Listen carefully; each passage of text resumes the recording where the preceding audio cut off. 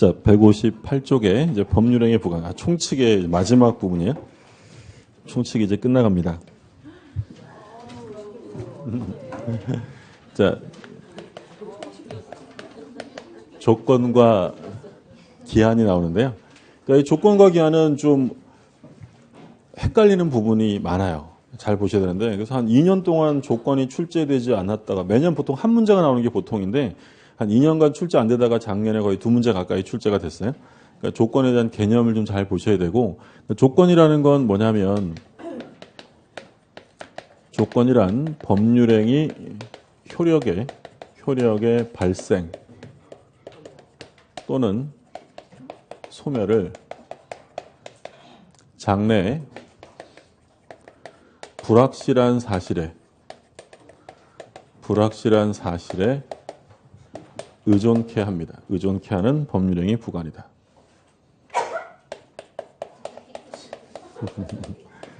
하는 법률행위 부관. 그러니까 부관이라는 건 뭐 신경 안 써도 돼요. 그냥 부관이라는 건 부가 되는 약관이다 이런 얘기고, 조건의 정의는 우리가 입문과정에서도 한번 적었고, 그러니까 할 때마다 이 조건의 정의를 적어요. 그러니까 조건의 정의에서는 제일 먼저 보실 점이 조건이란 법률행위 효력의 문제, 그러니까 성립의 문제가 아니다라는 점을 조심하시고요. 그러니까 성립은 이미 되어 있는 거고, 법률행위는 성립됐고 조건이 성취되면 효력이 발생하느냐 소멸하느냐 문제다. 그러니까 바꿔서 얘기하면 조건의 성취나 기한의 도래라는 것은 법률행위의 특별 성립 요건이에요. 특별 효력 요건이에요. 효력 요건. 이게 효력의 문제지 성립의 문제가 아니고요. 그래서 성립 어쩌고 이런 말씀 다 틀리고, 그리고 어떤 조건은 성취되면 효력이 발생하는데 아까 그 얘기가 나왔죠. 발생하는 조건을 정지 조건이다라고 부르고요. 소멸하는 조건은 해제 조건이라고 해요. 그러니까 정지 조건은 성취되면 그때부터 정지되었던 것이 그때부터 효력이 생기는 것이고, 해제 조건은 성취되면 그때부터 효력을 상실하게 돼요. 그리고 조건이라는 것은 장래 사실이어야 합니다. 그래서 뭐 현재나 과거 사실은 조건이 될 수 없고요. 그리고 조건이 되기 위해서는 반드시 이건 외부에 표시가 되어야 합니다. 만약에 외부에 표시하지 않고 있다면 그건 그냥 동기에 지나지 않아요. 조건이 되려면 반드시 외부로 표시가 돼야 되고, 그리고 조건이라는 건 성취 여부가 불확실해야 돼요. 그래서 여기서 이제 개념 구별하는 것이 성취 여부가 불확실한 것이 조건이고요. 그리고 도래 여부가 확실한 것이 기한이다라고 해요.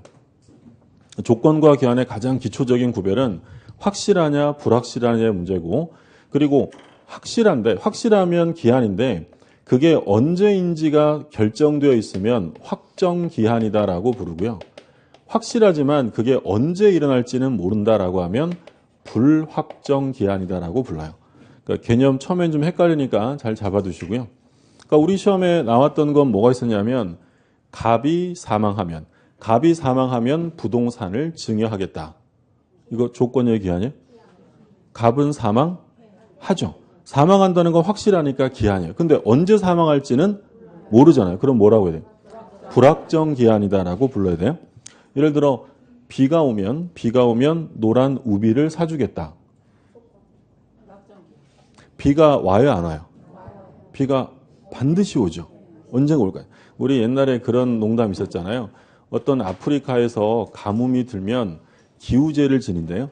기우제를 지내면 반드시 비가 온대죠. 왜 그렇대요? 그죠? 올 때까지 지내니까. 그러니까 비는 언젠간 온다는 거야. 근데 언제 올지 모르니까 뭐예요? 불확정 기한 이렇게 되죠. 그럼 예를 들어서 내일 눈이 오면 우산을 사줄게. 이건 뭘까요? 내일은 눈이 올지 안 올지 몰라요. 불확실해요. 그럼 그건 뭐가 되는 거예요? 조건이 되는 거죠. 개념 구별되셨어요? 올해 설날이 오면 베이블레이드를 사줄게. 팽이 있어요. 팽이. 애들 장난감 사주는 것도 생각해보면 예전에 처음에는 다이노포스라는 장난감이 있었거든요. 그거 사주기 힘들었는데 제일 힘들었던 게 터닝 메카드였어요.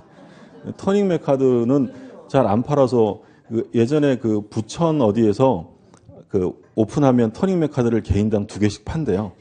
그래서 일찍 갔죠. 일찍 가서 줄을 섰는데 번호가 340번이 그렇더라고요. 그 줄이 입구에서부터 와 서 있는 거예요. 제가 그때 신문에 나왔어요.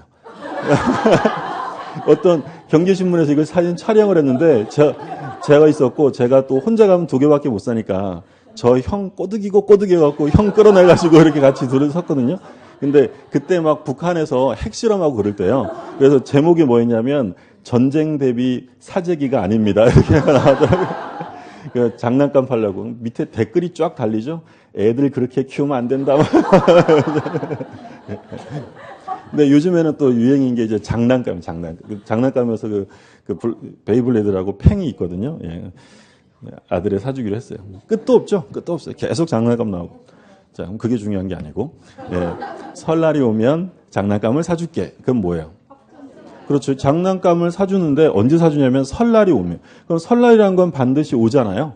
그러면 날짜도 이미 정해져 있죠. 그런 것을 이제 확정기한이다라고 불러요. 그러면 다른 시험에서 한번 뭐가 나왔냐면 변리사 시험이었는데 우리 집 개가 죽으면 개집을 너에게 주겠다는 것은 정지조건부 행위다. 우리 집 개가 죽으면 개집을 너에게 주겠다는 건 정지조건부 행위다. OX예요. 자, 개는 죽어야 안 죽어요? 좀 생명체니까 반드시 죽죠. 그러면 조건이 아니라 기한. 언제 죽을지는 모르니까 불확정기한이죠. 그러면 이걸 맞는 지문으로 고치면 우리 집 개가 죽으면 개집을 너에게 주겠다는 것은 정지조건부가 아니라 불확정기한부 행위다라고 해야 맞는 지문이죠. 이해되셨어요? 다른 시험, 세무사 시험에서 뭐가 나왔냐면 올해 첫눈이 오면 스키장 비용을 내가 내겠다. 그건 뭐예요? 올해 첫눈이 오면 스키장 비용을 내가 내겠다라고 하면 첫눈은 오겠죠? 기한이에요. 언제 와요? 모르죠. 그럼 뭐라고 하는 거예요? 불확정기한이에요. 감이 좀 오죠? 네, 그렇게 이제 구별이 되고 갑이 있어요. 갑이 을한테 야, 너 이번에 공인중개사 시험에 합격을 하면 내가 너 사무실 필요할 테니까 부동산을 하나 줄게. 그냥 주는 게 아니라 합격하면 준대요. 그럼 을이 응 고마워라고 했어요. 그러면 일단 이건 조건이에요, 기한이에요?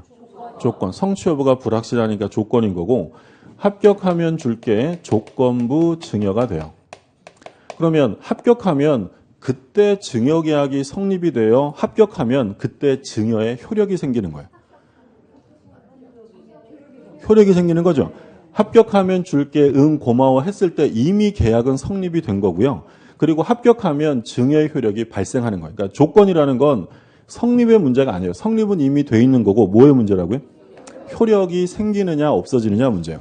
근데 이건 조건이 성취되면 효력이 발생해요, 소멸해요? 발생하는 거예요. 그렇죠? 그러면 이 경우에는 이게 무슨 조건이냐면 정지 조건. 그러니까 요걸 이제 말을 바꾸면 뭐라고 표현할 수 있냐면 시험의 합격을 정지 조건으로 부동산을 증여한다 라고 할 수 있고요. 또 우리가 들었던 얘는 이런 거 있었어요. 갑이 을한테 둘이 친한 친구인데 갑이 을한테 생활비를 주고 있어요. 갑이 이제 먼저 취업을 해서 을이 아직 취업을 못하니까 내가 너한테 생활비 좀 대줄게. 근데 계속 주는 게 아니라 너도 취업을 하면 그때부터는 생활비 안 준다라고 했어요. 그러면 취업이라는 조건이 성취되면 생활비 증여 효력이 발생해요? 소멸해요? 소멸해요. 이런 조건을 뭐라고 하냐면 해제 조건이에요. 그럼 이건 취업을 해제 조건으로 증여합니다.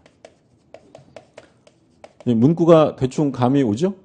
그러니까 무슨 얘기냐면 가운데 정지 조건이 들어가 있다. 그러면 앞에는 A라는 일정한 사유가 나와요. 사실이. 합격하면, 취업하면, 뭐 하면 이런 말이 나오고 그리고 뒤에 B라는 건 법률 행위가 나와요. 증여, 매매 뭐 이런 것들 나오죠. 그러면 A를 정지 조건으로 하여 B 한다. 뭐 앞에 A와 B는 바뀔 수 있으니까 이렇게 표현되어 있으면 일단 이 B라는 법률 행위가 현재 효력이 있어요, 없어요? 현재 없어요. 현재 없는데 A라는 사실이 발생하면 그때 효력이 생기는 거예요. 그러니까 문구에 가운데 정지 조건이라는 말이 써 있으면 지금은 효력이 없지만 이 사실이 이루어지면 그때 생기는구나라고 생각하시면 되고요. A를 해제 조건으로 B한다. A를 해제 조건으로 B한다라고 했을 때는 일단 B라는 법률행위가 현재 효력이 있어요, 없어요? 있죠. 해제 조건은 성취되면 소멸하는 거니까 있어야 소멸될 거 아니에요. 현재 효력이 있는데 A라는 사실이 발생하면 그때 효력이 없어지는 거예요. 그게 A 해제 조건 B. 그럼 만약에 정지 조건이 성취되지 않았어요. 정지 조건이 성취되지 않으면 효력이 발생해야 하네요. 안 하는 거예요. 그럼 반대로 해제 조건이 성취되지 않았어요. 그러면 효력이 소멸해야 하네요. 안 해요. 그러니까 취업이라는 해제 조건이 성취돼야 소멸하는 건데 해제 조건이 성취되지 않았다면 효력은 소멸되지 않는 거예요. 그래서 우리가 간략하게 판례를 좀 보면 갑이라는 사람이 을한테 약혼 예물을 준 사건이에요. 갑이 을에게 약혼 예물을 주고 둘이 혼인을 합니다. 근데 이제 혼인이 좀 지나서 파탄 났어요. 그러자 갑이 을에게 약혼 예물 반환 청구 소송을 제기합니다. 약혼 예물 돌려달라는 거죠. 그래서 이제 우리 법원이 이 약혼 예물에 대한 정의를 뭐라고 내리냐면 약혼 예물이란 혼인의 불성립을 해제 조건으로 하는 증여 유사계약이다라고 합니다. 혼인의 불성립을 해제 조건한 증여다. 그럼 이건 무슨 말이냐면 일단 가운데 무슨 조건이 있어요? 해제 조건. 그럼 현재 증여가 효력이 있어요, 없어요?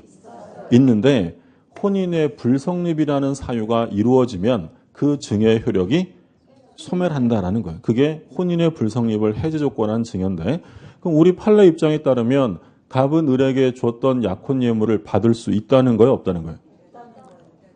이게 이루어지면 소멸하니까 받을 수 있는 거예요? 근데 혼인의 불성립이라는 해제 조건이 이루어져야 안 이루어져요?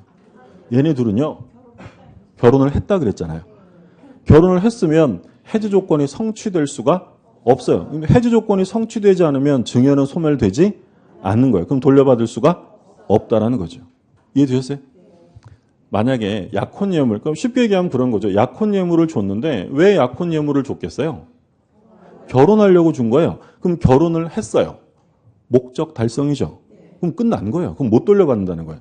근데 결혼하려고 약혼 예물을 줬는데 결혼에 이르지 못했다는 거예요. 그러면 돌려받을 수 있다는 거죠. 그 긴 문장을 짧게 표현하면 이렇게 되는 거예요. 혼인의 불성립을 해제 조건으로 증여한다는 건 일단 증여를 하는데 혼인에 이르지 못하면 이 조건 성취로서 증여는 소멸된다는 거죠. 이해되셨어요? 네. 분위기가 뭐 그렇게 좋지는 않아요. 그죠? 네. 그럼 예를 들어서 갑이 을하고요. 소유권 유보부 매매를 합니다. 소유권 유보부 매매. 뭐 소유권 유보부 매매라고 하기도 하고 소유권 보류부 매매라고도 해요. 얘가 매도인이고 을이 매수인인데 예를 들어서 문짝 3개 달린 대형 냉장고를 샀어요. 근데 어떻게 샀냐면 할부로 샀어요. 할부. 대표적인 게 할부죠. 12개월 할부로 샀는데 을이 갑에게 한 달치 할부 대금은 지급한 상황이에요. 자, 그러면 이 을이라는 사람이 현재 소유자예요. 소유권은 매도인에게 남아있는 거예요. 남아있는 거예요. 소유권을 뭐하고 샀다고요? 유보. 매도인에게 유보하고 산 게 소유권 유보부 또는 소유권 보류부 매매라고 하는데 그럼 을은 언제 소유자가 될까요? 할부금을 완납해야죠. 그러면 얘가 소유권을 취득함에 있어서 할부대금 완납은 정지 조건이에요? 해제 조건이에요? 그러니까 쉽게 생각하시면 돼요. 얘가 할부대금을 다 내면 있었던 소유권이 없어져요? 소유권이 생기는 거예요? 생기는 거죠. 그럼 무슨 조건이어야 돼요? 정지 조건이라고 하는 거죠. 우리 시험에 한번 해제 조건으로 한다? 틀리게 나왔어요. 정지 조건이 되는 거고. 중요한 판례인데요. 갑이 을하고 첫 계약을 합니다. 첫 계약을 하고 그 대가로 아파트 소유권 이전 등기를 해주었어요. 근데 이때 첫 계약을 하면서 어떤 특약을 달았냐면 부첩관계 종료를 해제 조건으로 증여한다. 자, 부첩관계 종료를 해제 조건으로 증여한대요. 그럼 일단 가운데 해제 조건이라는 말이 있어요? 그럼 증여가 현재 효력이 있어요, 없어요? 현재 있어요. 현재 있는데 부첩관계 종료라는 조건이 성취되면 증여는 소멸한다는 거예요. 그럼 그게 뭐냐면 갑이 첩계약의 대가로 아파트 소유권을 이전한 다음에 을이 나 더 이상 첩관계 유지 안 할 거야 라고 종료시키면 줬던 아파트를 가져가겠다라는 게 이 얘기예요. 자, 그럼 이런 조건은 돼야 안 돼요? 아니, 이건 당연히 반사회적 조건이에요. 불법 조건, 불법 조건. 이게 왜 불법 조건이냐면 만약에 이 조건이 유효하다라고 가정해 볼게요. 이게 유효하면 을이라는 사람은 이 부첩 관계를 끝내고 싶어도 뭐 때문에 못 끝내는 거예요? 이게 유효한 조건이면 을이 끝내려면 어떻게 해야 돼요? 아파트를 돌려주느냐. 이 엄동설하네. 그렇죠? 이거 돌려주고 어디 가서 살 거야? 그러면 을이 적법한 관계로 나아가는 게 어려워지는 거예요. 그럼 이런 조건은 당연히 반사회적 조건이에요. 이런 조건은 무효인데 특히 조심하실 점 뭐냐면 무효, 조건이 무효다라고 하면 조건만 무효가 되는 게 아니라 전부 다 무효예요. 전부 무효. 바꿔서 말하면 지문에 불법 조건이 부착되었으므로 조건은 무효이고 단순한 증여로서의 효력만이 있다. OX예요? 틀려요. 증여도 무효. 그러니까 조건뿐만 아니라 법률 행위까지도 전부 다 무효가 됩니다. 그럼 이거 전부 다 무효가 되면 갑은 을에게 줬던 아파트를 돌려받을 수 있어요? 없어요? 없죠. 원래 무효면 돌려받아야 되지만 어떤 무효예요? 반사회적 무효. 그럼 뭐가 적용되겠어요? 불법 원인급여가 적용되니까 반환 청구할 수 없는 거죠. 그래서 이거 중요한 내용으로 다시 한번 나올 거고 일단 정지 조건과 해지 조건에 대한 개념을 한번 봤고요. 교재 한번 보세요. 158쪽에 동그라미 1번 줄거두세요. 조건은 법률행위 효력의 동그라미 해두시고요. 효력의 발생 또는 소멸에 관한 것이며 법률행위 성립에 관한 것이 아니다라고 되어 있죠. 그 얘기고 그 다음에 오른쪽에 판례 제목에 줄거두세요. 조건은 외부에 표시되어야 한다. 외부에 표시되지 않으면 그건 조건이 아닙니다. 그 다음에 159쪽에 정지 조건 나오죠. 판례 박스 있는데 판례 별표 하나 해두세요. 정지 조건부에 대한 입증 책임은 누가 입증을 해야 되냐면 효과 발생을 다투려는 자. 별표 해두시고요. 좀 이따 볼 거예요. 일단 넘어가시고 그 다음에 2번에 해제 조건. 해제 조건은 효력이 소멸되는 거죠. 판례에 약혼 예물의 성질 있죠. 거기 판례 내용에 줄거두시고 약혼 예물의 수수는 혼인의 불성립을 해제 조건으로 하는 증여와 유사한 성질을 갖는다라는 거고 다음 페이지. 자, 조건의 종류인데 수의 조건과 비수의 조건 이렇게 나와요. 수의 조건이라는 건 뭐냐면 그 의사에 따를 숫자죠. 의사에 따르는 조건이 수의 조건이에요. 일방의 의사에 의존하는 조건이에요. 그런데 동그라미 1번에 보면 순수 수의 조건이죠. 그럼 일방의 의사에 따르는데 어느 정도 따르는 거냐면 완전 순수하게 전적으로 따르는 게 순수 수의 조건이고 2번은 단순 수의 조건 이렇게 돼 있어요. 순수 수의 조건은 뭐냐면 완전 지 마음대로 하는 거야. 내 기분이 좋아지면 집 사주지. 내 마음이 내키면 돈 빌려주지. 이거 완전 지 마음이잖아요. 여기서 기억하실 점은 둘째 줄 가운데 이러한 순수 수의 조건이 부착된 법률행위는 무효라는 것이 다소리다. 그 다음에 2번에 단순 수의 조건인데요. 이거 뭐 줄거두실 필요 없고 이건 일정한 사실이 개입되는 걸 말해요. 내가 제주도에 갔다 오면 귤한 상자 사줄게. 그러면 제주도에 갈지 안 갈지는 자기 마음이지만 제주도에 가게 되면 귤한 상자를 줘야 되는 거죠. 그런 게 이제 단순 수의 조건.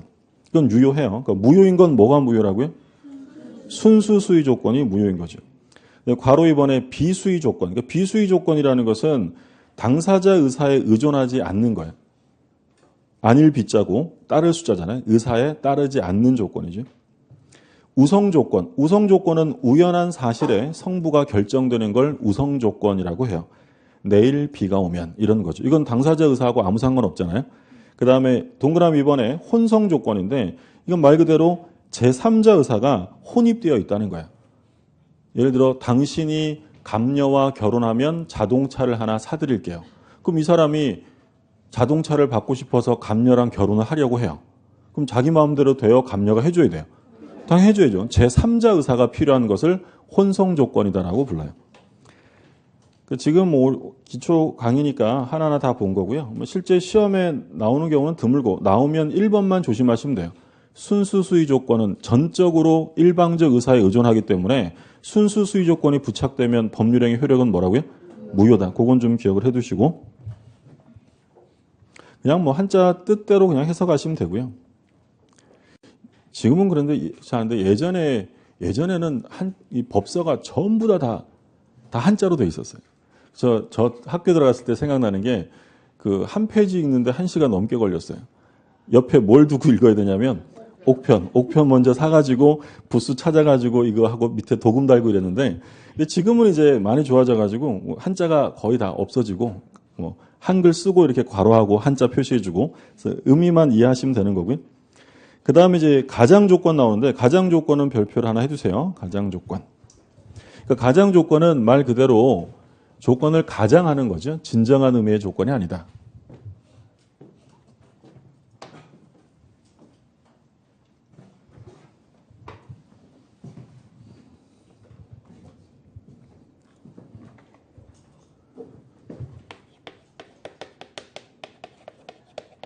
가장 조건은 첫 번째 법정 조건이 있고요. 두 번째로 이제 불법 조건. 그 다음에 이제 세 번째로 기성 조건. 그 다음에 이제 불능 조건. 이렇게 나눕니다. 그러니까 이 법정 조건이라는 건 뭐냐면 조건인데 어디에 나와 있다는 거예요. 법에 나와 있다. 이건 진정한 의미의 조건이 아니다. 그러니까 우리가 공부하는 조건이라는 것은 법이 정하는 게 아니고요. 당사자가 임의로 붙이는 걸 말해요. 뭐 너 합격하면 너 뭐 하면 이런 거지. 법이 정하는 조건은 진정한 의미의 조건이 되지 않는다. 그게 이제 1번이고. 그 다음에 이제 불법 조건인데 얘는 이제 중요하죠. 그 오른쪽에 2번에 161쪽에 2번에 151조이랑 조건이 선량한 풍속, 기타 사회 질서에 위반한 것인 때에는 그 법률행위는 무효로 한다. 자, 둘째 줄에 별표하고 줄거두세요. 둘째 줄에 이러한 불법 조건이 부착된 법률행위는 조건뿐만 아니라 법률행위도 무효가 된다. 그래서 조건을 붙이면 안 되는데 조건을 붙였다 또는 불법 조건을 붙였다 이러면 조건만 분리해서 무효가 된다라고 하면 틀려요. 전부 다 무효다. 그 점 꼭 기억하시고. 그래서 판례 나오죠. 판례도 부착관계 종료를 해제 조건으로 하는 증여. 지금 방금 보신 건데 그 조건만이 무효가 아니라 증여계약 자체도 무효다. 전부 무효고요. 그 다음에 3번의 기성 조건인데요. 이때 기자는 이미 기자예요. 이미 기자 이룰 성자예요. 그러니까 이미 성취된 조건이죠. 자, 조문을 볼게요. 151조 2항. 조건이 법률행위 당시 이미 성취한 것인 경우에는 그 조건이 정지 조건이면 조건 없는 법률행위로 하고 해제 조건이면 그 법률행위는 무효로 한다. 4번의 불능 조건은 이루어질 수 없는 건데요. 첫째 줄 마지막에 불능 조건이 정지 조건이면 무효고 불능 조건이 해제 조건이면 조건 없는 행위가 돼요. 그 정리해 둔 게 바로 밑에 핵심 표고요. 별표 3개 해두세요. 조건이 시험에 나오면 거의 매년 나온다고 생각하시면 돼요. 그러니까 지문 딱 1개 정도로만. 이게 뭐 큰 의미를 갖는 게 아니기 때문에 지문 1개 정도로 매년 출제가 되고요. 올해도 역시 작년이죠. 이제 작년에도 출제가 됐어요. 그러니까 기성 조건이 해제 조건과 결합했을 때 그리고 정지 조건과 결합했을 때 그리고 불능 조건이 해제 조건 정지 조건 이렇게 나오는데 자, 기성 조건이 해제 조건과 결합하면 그때는 무효가 돼요. 무효. 기성 조건이 정지 조건과 결합하면 조건 없는 법률행위. 조건 없는 법률행위로 유효입니다. 유효. 불능 조건이 해제 조건과 결합하면 조건 없는 행위로 역시 유효하고요. 불능 조건이 정지 조건과 결합하면 무효가 되죠. 무효. 그러니까 요거는 뭐 민법의 전반적인 원리에 기여하고 이런 게 아니에요. 그냥 단순 암기사항이에요. 그러니까 시험에 매년 나오는 이유는 중요해서가 아니라 이론상으로 중요해서가 아니라 수험생들이 혼동하고 틀리기 때문이에요. 이거는 정확하게 기억을 해두셔야 돼요. 그래서 우리가 머리 글자 따서 기, 해, 무, 기해무 또는 불정무 이렇게 하고 나머지는 유효가 되는 거예요. 그러니까 일단 기본 과정이니까 왜 그런지 간단하게만 볼게요. 정지 조건은 성취되면 효력이 어떻게 돼요? 발생해요. 근데 그게 이미 이루어져 있어요. 그럼 조건이 없는 거예요. 예를 들어 제가 친구에게 야, 너 너 공인중개사 시험에 합격하면 사무실 빌려줄게 라고 했어요. 그러면 합격하면이란 조건이 성취되면 임대차 효력이 발생하는 거죠. 근데 그 친구가 이미 시험에 합격을 했어요. 조건은 성취가 된 거죠.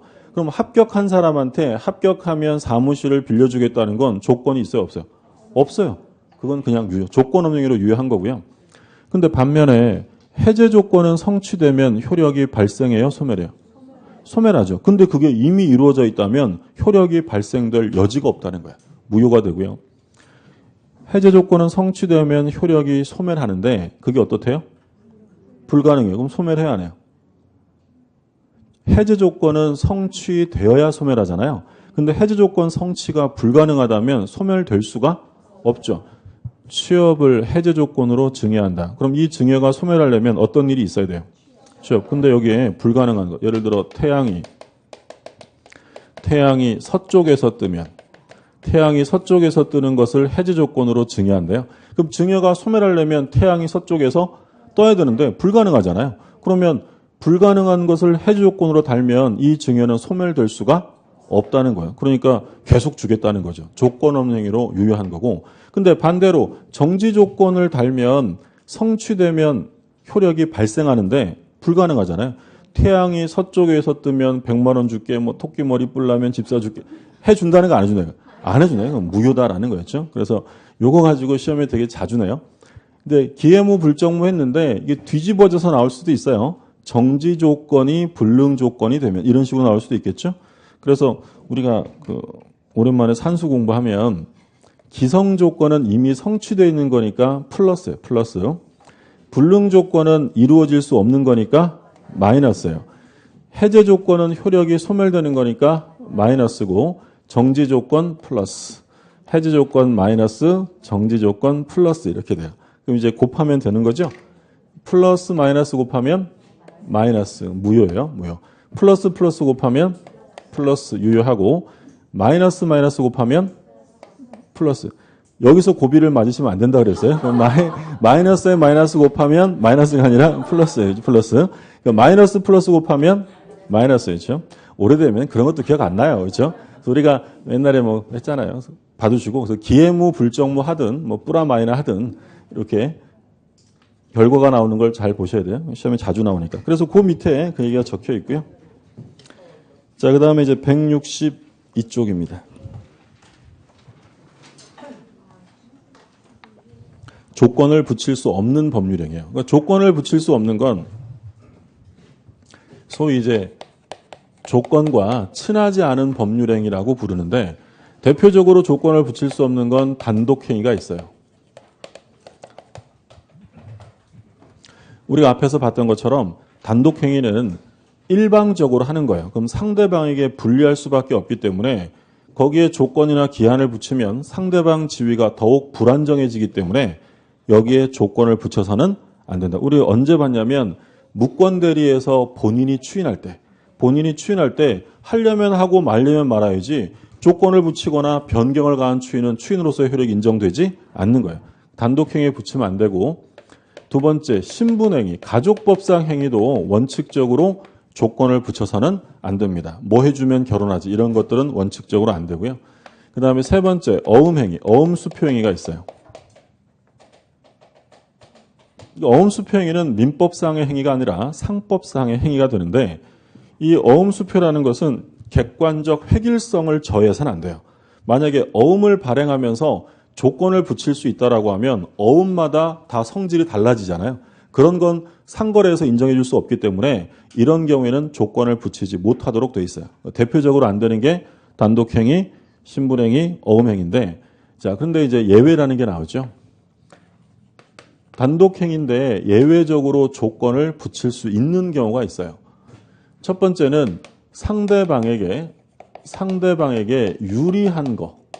상대방에게 유리하기만 한 경우에는 조건을 붙여도 돼요. 대표적으로 채무 면제, 유증 이런 게 있어요. 그러니까 채무 면제는 유증은 단독행위지만 이건 불리한 게 없죠. 예를 들어서 제가 친구한테 1억 원을 받을 게 있어요. 그래서 제가 뭐라 그러냐면 야, 너 이번 공인중개사 시험에 합격하면 1억 원 면제해 줄게 라고 했어요. 그러면 채무면제라는 단독행위에 시험에 합격하면이라는 조건을 붙였잖아요. 그럼 상대방은 불리해요? 그래도 유리한 거예요. 그래도 유리한 거죠. 이런 경우에는 붙여도 돼요. 그리고 두 번째, 상대방이 동의해주면 붙여도 되겠죠. 그래서 우리 그 무권대리 추인에서 뭐라고 했냐면 일부 추인이나 변경을 가한 추인은 상대방의 동의가 없는 한 무효라고 했어요. 그럼 상대방이 동의해주면 단독행위에 조건 붙이는 게 가능하다라는 거예요. 대표적인 예외고. 그 다음에 가족법상 행위에 붙일 수 없는데 유언이 있어요. 유언. 그러니까 유언이라는 것은 가족법상 행위이긴 하지만 재산적 성질이 매우 강하기 때문에 이 유언에는 조건을 붙여도 된다라고 법률로 인정해줘요.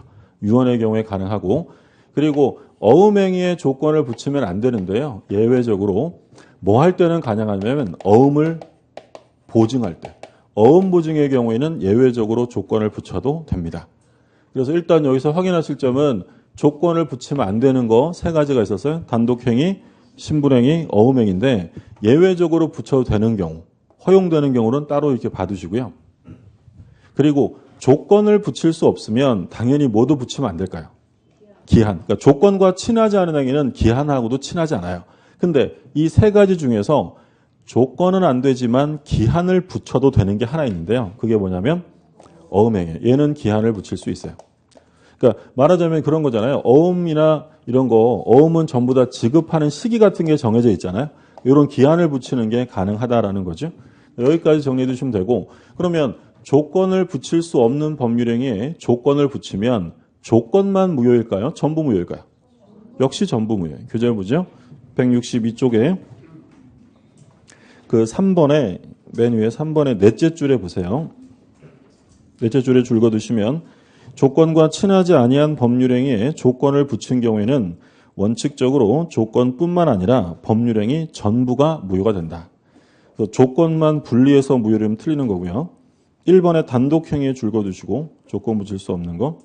그 다음에 그 예외 있죠. 예외 동그라미 1번에 별표하고 줄 거두세요. 1번에만. 채무의 면제 또는 유증과 같이 상대방에게 이익만 주는 경우와 상대방의 동의가 있을 경우에는 단독행위에 조건 붙일 수 있다. 말씀드린 내용이고요. 그 다음에 2번에 신분행위, 가족법상 행위인데 둘째 줄 마지막에 줄 거두세요. 유언에는 조건을 붙일 수 있다. 유언에 가능하고. 자, 오른쪽에 3번 어음수표행위인데 그 둘째 줄에 줄 거두세요. 어음 보증이죠. 어음 보증에 조건을 붙이는 건 어음 거래 안정성을 저해하지 않기 때문에 허용된다. 어음 보증되고. 자, 그 다음에 줄 거두세요. 다만 어음 수표 행위는 성질상 조건을 붙이는 것은 허용하지 않지만 기한을 붙이는 건 허용된다. 그래서 원래 조건을 붙일 수 없으면 기한도 안 되는 건데 예외적으로 어음 행위는 조건은 안 돼도 뭐가 있다고요? 기한, 지급 시기라는 게 있으니까 가능합니다. 그 다음에 조건 성취와 불성취의 의제입니다. 150조 제1항을 보세요. 조건의 성취로 인하여 불이익을 받을 당사자가 신의 성실에 반하여 조건의 성취를 방해한 때에는 상대방은 그 조건이 성취한 것으로 주장할 수 있다. 그러니까 조건이 성취가 되면 자기가 불리해질 것 같아요. 그러니까 얘가 신의 측에 반하여 조건 성취를 방해했다면 상대방은 뭐라고 주장할 수 있다고요? 조건이 성취된 것이다라고 주장할 수 있어요. 성취로 간주되고 이런 게 아니에요. 성취로 주장할 수 있는 거고. 그 셋째 줄에 보세요. 여기서 조건 성취의 방해 행위는 고의에 의한 경우만이 아니라 과실에 의한 경우도 해당한다. 그러니까 고의든 과실이든 성취를 방해했다면 상대방은 성취를 주장할 수 있고요. 자, 그 다음에 이때 이렇게 나오죠. 이때부터 별표하고 줄 거두세요. 이때 조건이 성취된 것으로 의제되는 시점은 신의 성실에 반하는 행위가 없었더라면 조건이 성취되었으리라 추산되는 시점이다. 그러니까 옆에다가 하나 적어두세요. 방해 즉시 X 해두세요. 방해시가 아니고요. 방해가 없었더라면 조건이 성취되었으리라 추산되는 시점입니다.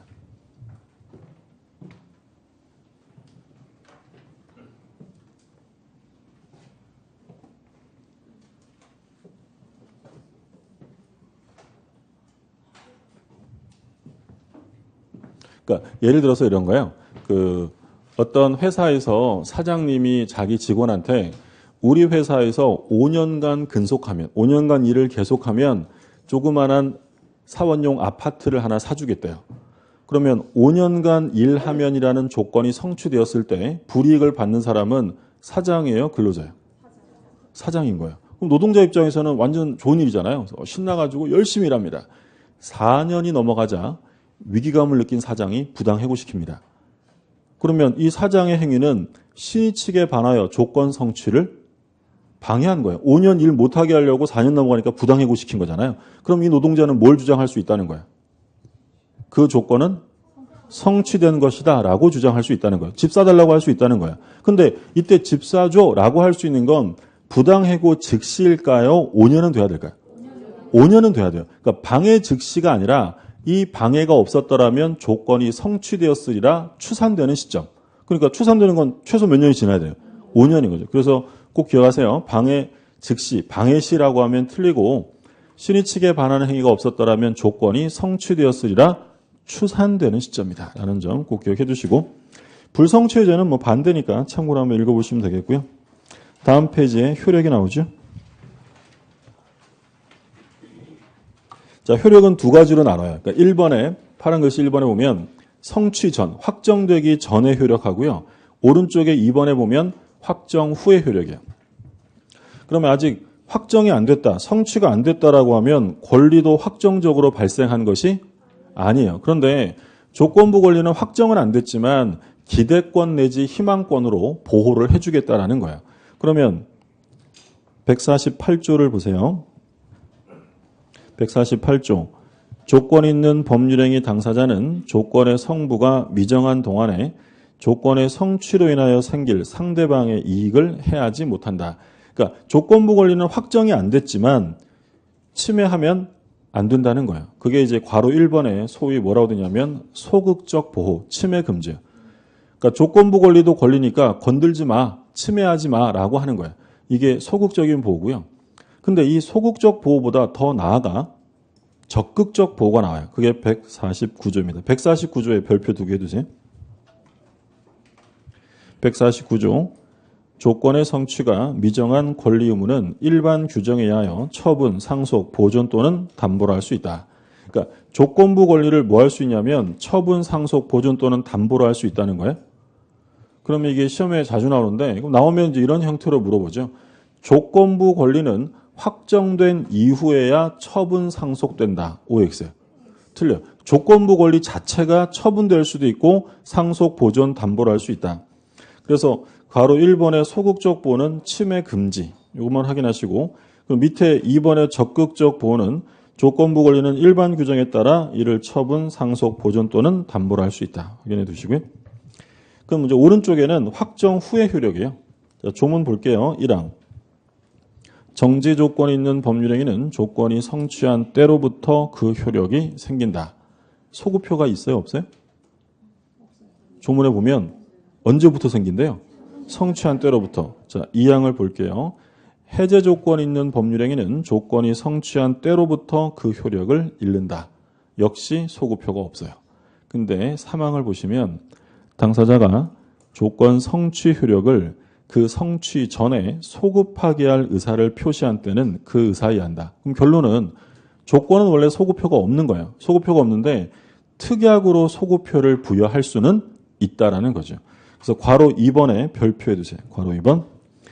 뭐라고 되냐면 조건 성취 효력은 원칙적으로 소급하지 않는다. 다만 당사자 특약으로 소급표를 인정할 수 있다. 거기까지만 보시면 돼요. 근데 이게 왜 중요하냐면 기한이랑 비교되기 때문이에요. 기한. 한 장 넘겨보세요. 167쪽. 오른쪽에 167쪽에 기한 도래 효과가 있죠. 자, 1항에 시기 있는 법률행위는 기한이 도래한 때부터 효력이 생기고요. 2항에 종기 있는 법률행위는 기한이 도래한 때부터 효력을 잃어요. 근데 아까 조건은 3항에서 특약으로 소급표를 줄 수 있다는 말이 있었잖아요. 근데 기한은 그게 없어요. 그래서 괄호 동그라미 2번에 밑에 동그라미 2번에 별표 2개 해두세요. 기한 도래 효과에는 소급표가 있을 수 없다. 이것은 절대적이며 비록 당사자가 그러한 특약을 하였더라도 무효이다. 그러니까 그러니까 기한은 특성상 소급효가 부여될 수 없다는 거예요. 예를 들어서 내년 1월 1일부터라고 하면 그때부터 효력이 있는 거지 그걸 지금부터 소급해서 효력을 인정해 줄 수는 없다는 거예요. 기한은 성질상 절대로 소급효가 인정되지 않아요. 그럼 정리하면 조건과 기한 공통점이에요. 조건, 기한은 둘 다 소급효가 있어요? 없어요? 둘 다 없어요. 둘 다 없는데 조건은 특약으로 소급효를 부여할 수가 있고요. 기한은 절대로 안 됩니다. 그거 꼭 구별해 두시고. 자, 다시 돌아오셔서요. 165쪽에 맨 밑에 3번 조건 성취 입증 별표해 두세요. 별표해 두시고 뭐라고 되냐면 정지조건부 법률행위에 있어서 조건이 성취되었다는 사실은 이에 의하여 권리를 취득하고자 하는 측에서 입증 책임이 있다. 아까 정지 조건이 있는지 없는지는 효과 발생을 주장하는 사람이 입증해야 돼요? 다투려는 사람이 입증해야 돼요? 괄호해 볼게요. 괄호에 정지 조건부 법률행위라는 사실은 효과 발생을 다투려는 자가 입증해야 돼요.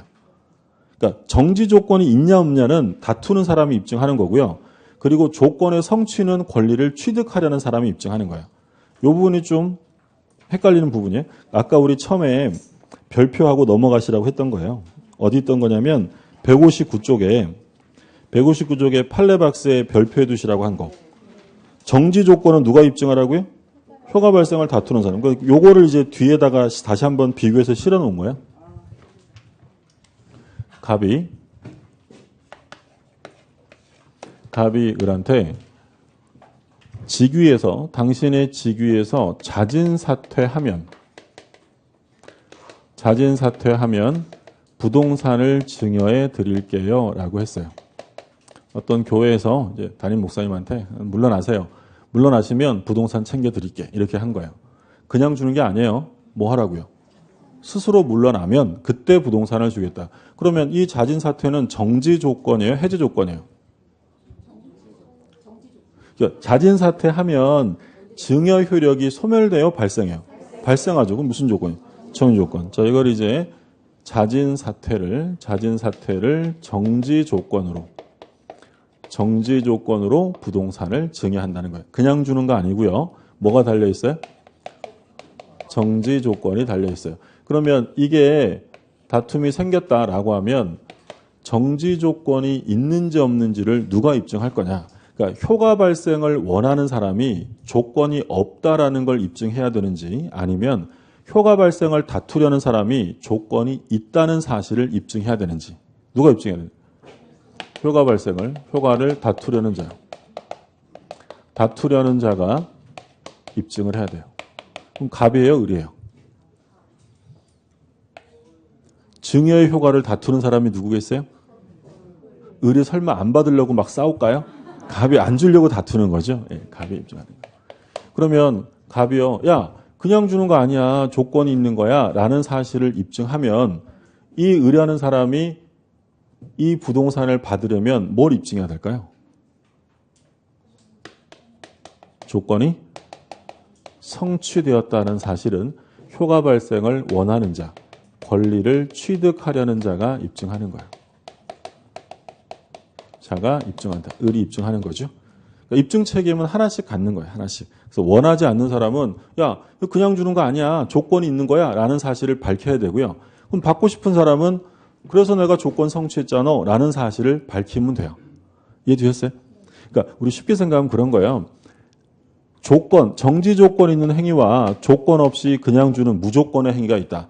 그러면 조건부 법률행위와 무조건의 법률행위는 어느 게 효과 발생이 더 쉬울까요? 조건 없는 거죠. 그러면 이 정지 조건을 달았다는 것은 효과 발생을 쉽게 하려고 단 거예요? 어렵게 하려고 단 거예요? 당연히 어렵게 하려고. 그러니까 어렵게 만든 사람이 입증하라는 거예요. 어렵게 만든 사람이 누구예요? 효과 발생을 다투는 사람이에요. 효과 발생 다투는 사람이 그냥 주는 거 아니고 조건이 있어요. 이런 사실을 입증하는 거고요. 그럼 얘가 조건을 입증하면 받고 싶은 사람은 내가 조건을 성취했다라는 사실을 입증해야 돼요. 그럼 조건 성취가 입증이 안 되면 받을 수가 없다라는 거예요. 근데 실제 사건에서 뭐였냐면 자진 사퇴 안 하고 버티다가 결국 파면됐어요. 파면됐는데 을이 이제 소송을 제기한 거야. 어찌되었든 내가 일 안 하게 됐잖아. 그러니까 부동산 줘라고 한 거예요. 법원은 주라고 할까요? 줄 필요 없다고 할까요? 줄 필요 없다는 거야. 이 자진 사퇴는 파면으로서 불가능하게 되었어요. 그럼 이게 불능 조건이 된 거죠. 불정무가 되는 거예요. 그러니까 이 증여 자체는 무효이기 때문에 증여를 할 필요가 없다라는 거예요. 이해되셨어요? 예. 이게 처음에는 좀 어려워요. 효과 발생을 다투는 사람이 뭘 입증해야 한다고요? 정조건. 그러니까 그렇게 생각하셔야 돼. 정지 조건을 붙인 이유가 효과 발생을 원해서요, 원하지 않아서요? 원하지 않았어요. 원하면 그냥 주면 되는 거 아니에요. 그러니까 원하지 않은 사람은 결국 효과 발생을 다투는 사람이에요. 그럼 다투는 사람이 야, 조건 있어 라는 걸 입증해 주면 상대방이 받으려면 상대방도 뭐라도 하나 해야 될 거 아니에요. 뭘 입증하라는 거예요? 조건이 성취되었다라는 사실을 입증해야 된다. 이해되셨어요? 예. 그리고 그 다음에 조건. 그 다음에 이제 조건이 끝났으니까 기한인데 기한부터는 아무래도 휴식이 좀 필요해 보이니까 쉬었다 오기.